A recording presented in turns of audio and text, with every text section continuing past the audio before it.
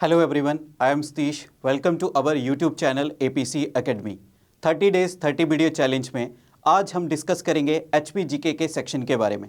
इस video lecture में हम दो इंपॉर्टेंट क्वेश्चन देखेंगे जो कि आपके अपकमिंग HS 2025 के लिए इंपॉर्टेंट रहेंगे।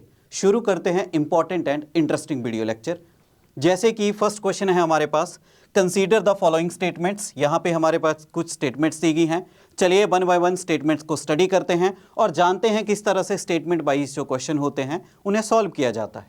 फर्स्ट स्टेटमेंट क्या बोली गई है, लक्ष्मी नारायण टेम्पल जो है चंबा का, इसको बनाया गया था राजा मेरुवर्मन के द्वारा 7th सेंचुरी में। और किसकी मदद से? जो उनके एक मास्टर क्राफ्ट्समैन थे यानी शिल्पकार गुगा की मदद से। ये फर्स्ट स्टेटमेंट में कहा गया है। चलिए सेकंड स्टेटमेंट की बात करें, भूतनाथ टेम्पल जो है मंडी का, इसको बनाया गया है शिखर शैली में राजा अजबर सेन के द्वारा। चलिए ये हमारे पास दो स्टेटमेंट है, वन बाय वन स्टेटमेंट को देखते हैं और स्टडी करते हैं। फर्स्ट स्टेटमेंट में कहा गया है लक्ष्मी नारायण मंदिर के बारे में।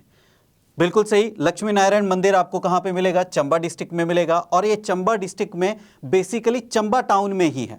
और इसको बनाया था राजा मेरुवर्मन ने नहीं, राजा साहिल वर्मन ने, जिन्होंने चंबा टाउन की नींव रखी थी। राजा साहिल वर्मन उन्होंने ही इस मंदिर की स्थापना की थी। कब? 920 एडी यानी कि 10th सेंचुरी में, 10वीं शताब्दी में राजा साहिल वर्मन ने लक्ष्मी नारायण मंदिर को बनाया था। कहाँ पे?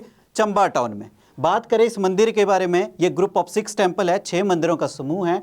और इस मंदिर को बनाया गया था किस शैली में? शिखर स्टाइल में बनाया गया है। वहीं ये 7th सेंचुरी में नहीं है, यहाँ पे ये स्टेटमेंट गलत हो जाती है। राजा मेरुवर्मन ने नहीं बनाया है और इसके शिल्पकार भी गुगा नहीं थे।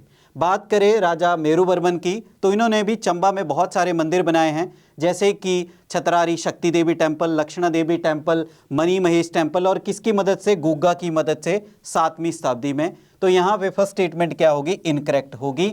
साहिल वर्मन जो है, इन्होंने ही चंबा टाउन की नींव रखी थी और इन्होंने ही लक्ष्मी नारायण मंदिर की स्थापना की थी। साथ ही साथ इन्होंने क्या किया था, जो चंबा रियासत की राजधानी थी भरमौर से ट्रांसफर कर दी। कहाँ पे? चंबा टाउन में। सेकंड स्टेटमेंट पे गौर करते हैं। भूतनाथ मंदिर जो है बिल्कुल ये मंडी डिस्ट्रिक्ट में ही मिलेगा।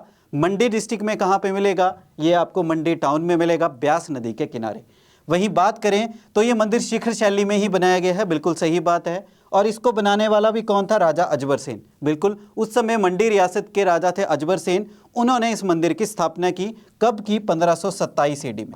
राजा अजबर सेन ने ही मंडी कस्बे की स्थापना की और उसी समय उन्होंने भूतनाथ मंदिर को बनाया शिखर शैली में। तो इसके अकॉर्डिंग सेकंड स्टेटमेंट क्या हो जाती है? करेक्ट। और फर्स्ट स्टेटमेंट क्या है? इनकरेक्ट। चलिए देखते हैं क्वेश्चन में पूछा क्या गया है, इनमें से कौन सी स्टेटमेंट जो है करेक्ट है। तो इसके अकॉर्डिंग फर्स्ट स्टेटमेंट इनकरेक्ट है और सेकंड करेक्ट। तो बी जो ऑप्शन है वो करेक्ट हो जाएगा। B is the correct answer. चलिए नेक्स्ट क्वेश्चन देखते हैं। यहां पे हमारे पास कुछ स्टेटमेंट्स दी गई हैं। फर्स्ट स्टेटमेंट क्या है, जो शिमला कालका रेलवे लाइन है वो हिमाचल प्रदेश की सबसे लंबी रेलवे लाइन है। ये फर्स्ट स्टेटमेंट में कहा गया है। चलिए सेकंड स्टेटमेंट में क्या है, स्मार्ट स्कीम के अंतर्गत जो HRTC है उसकी स्मार्ट स्कीम के अंतर्गत क्या है, जिस भी व्यक्ति के पास स्मार्ट कार्ड है उसको 20% कंसेशन दिया जाता है जब भी वो HRTC की बसों में ट्रेवल करते हैं। तो इस तरह से ये दो स्टेटमेंट है हमारे पास। चलिए वन बाय वन स्टडी करते हैं।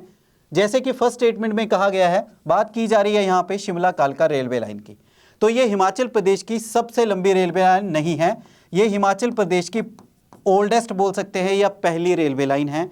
जो सबसे लंबी रेलवे लाइन है उसका नाम है पठानकोट जोगिंदरनगर रेलवे लाइन। बात करें कालका शिमला रेलवे लाइन की, तो इसकी लेंथ है 96.54 किलोमीटर। वहीं जो पठानकोट जोगिंदरनगर रेलवे लाइन है ये है 113 किलोमीटर। तो इसी हिसाब से कौन सी लंबी है? Pathankot Jogindernagar railway line.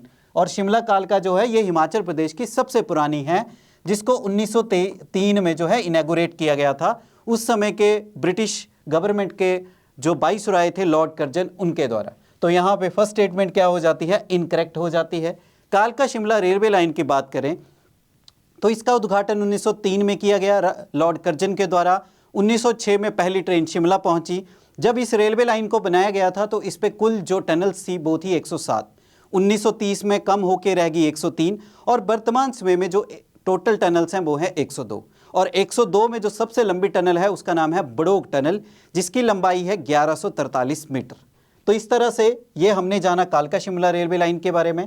Second statement क्या बोली गई है, जो एचआरटीसी की स्मार्ट स्कीम है उसके अंतर्गत जो स्मार्ट कार्ड होल्डर है उसको कंसेशन 20% नहीं दिया जाता है। स्मार्ट कार्ड होल्डर को कंसेशन है 10% का, मात्र 10% का कंसेशन दिया जाता है स्मार्ट कार्ड के अंतर्गत जब भी वो ट्रैवल करते हैं एचआरटीसी की बसों में। उसमें बात करें तो इस स्मार्ट कार्ड को बनाया जाता है 100 रुपये में मात्र, और 1 साल के लिए वैलिड होता है। वही और भी कार्ड है, ग्रीन कार्ड सेवा जो है एचआरटीसी के द्वारा दी जाती है, वो भी आपका 100 रुपये का कार्ड बनता है 1 साल के लिए, पर उसमें जो कंसेशन है ग्रीन कार्ड में कंसेशन दिया जाता है 25%। वहीं एक और जो फैक्ट है हम जानते हैं, हिमाचल प्रदेश की एचआरटीसी की बसों में जब महिलाएं उसमें ट्रैवल करती हैं तो उनको डायरेक्ट 50% कंसेशन है बिना किसी कार्ड के। जो भी हिमाचल में महिला एचआरटीसी की बसों में ट्रैवल करेगी उसको 50% कंसेशन दे दिया गया है। और ये कंसेशन कब दिया गया था? 2022 में, 1 जुलाई 2022 की ये अनाउंसमेंट की गई थी कि महिलाओं को 50% कंसेशन है एचआरटीसी की बसों में। तो इसके अकॉर्डिंग सेकंड स्टेटमेंट क्या होगी? इनकरेक्ट, क्योंकि स्मार्ट कार्ड के अंतर्गत 20% का कंसेशन नहीं 10% का कंसेशन दिया जाता है। चलिए क्वेश्चन देखते हैं कि इनमें से कौन सी स्टेटमेंट करेक्ट है। तो जैसे कि हमने जाना फर्स्ट जो है वो इनकरेक्ट है, सेकंड भी क्या है? इनकरेक्ट है। तो डी जो होगा आपका करेक्ट आंसर जाएगा, नाइदर 1 नॉर 2। तो दोनों ही स्टेटमेंटें यहाँ पे इनकरेक्ट पाई गई हैं। तो अगर आप लोग भी एचएएस की तैयारी डीप लेवल पे करना चाहते हैं, जुड़िए हमारे प्लेटफॉर्म एपीसी एकेडमी के साथ। बहुत ही जल्द एचएएस 2025 के लिए हम जो हैं बैच स्टार्ट करने जा रहे हैं 16 जनवरी से। Thanks for watching.